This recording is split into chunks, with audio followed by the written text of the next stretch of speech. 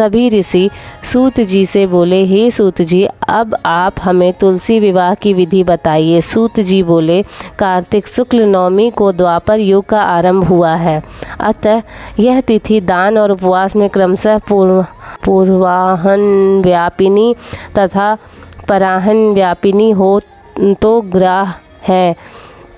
इस तिथि को नवमी से एकादशी तक मनुष्य शास्त्रोक्त विधि से तुलसी के विवाह का उत्सव करें तो उसे कन्यादान का फल प्राप्त होता है। पूर्व काल में कनक की पुत्री किशोरी ने एकादशी तिथि में संध्या के समय तुलसी की वैवाहिक विधि संपन्न की। इससे वह किशोरी वैधव्य दोष से मुक्त हो गई। अब मैं उसकी विधि बतलाता हूँ। 1 तोला सुवर्ण की भगवान विष्णु की सुंदर प्रतिमा तैयार कराएं अथवा अपनी शक्ति के अनुसार आधे या चौथाई तोले की ही प्रतिमा बनवा लें।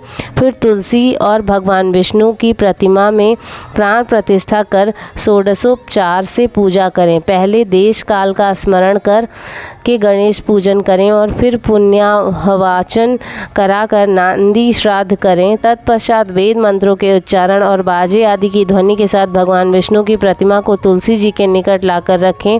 प्रतिमा को वस्त्रों से आच्छादित करना चाहिए। उस समय भगवान का आवाहन करें, भगवान केशव आइए देव, मैं आपकी पूजा करूंगा, आपकी सेवा में तुलसी को समर्पित करूंगा, आप मेरी संपूर्ण मनोरथों को पूर्ण करें।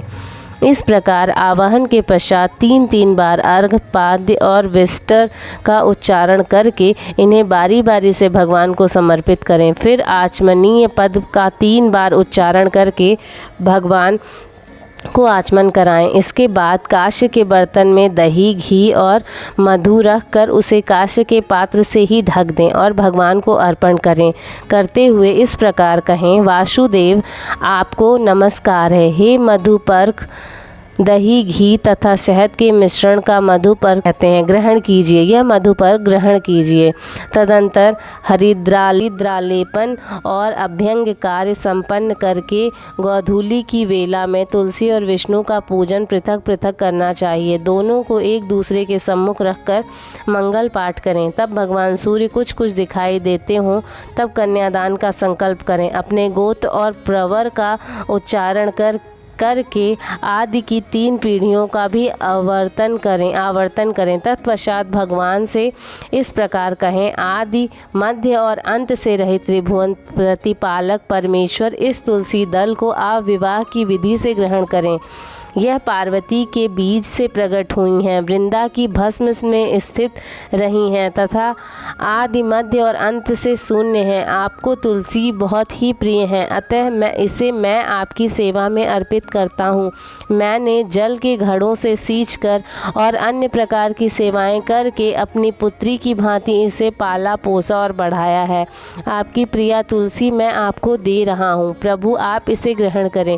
इस प्रकार तुलसी का दान करके फिर उन दोनों अर्थात तुलसी और भगवान विष्णु की पूजा करें। विवाह का उत्सव मनाएं। सुबह होने पर पुनः तुलसी और विष्णु जी का पूजन करें। अग्नि की स्थापना करके उसमें 12 मंत्र से खीर, घी, मधु और तिल मिश्रित हवनीय द्रव्य की 108 आहुति दें। फिर स्विष्टकृत होम करा करके पूर्णाहुति दें। आचार्य की पूजा करके होम की शेष विधि पूरी करें। उसके बाद भगवान से इस प्रकार प्रार्थना करें, हे प्रभु आपकी प्रसन्नता के लिए मैंने यह व्रत किया है। जनार्दन, इसमें जो न्यूनता हो वह आपके प्रसाद से पूर्णता हो कर प्राप्त हो जाए।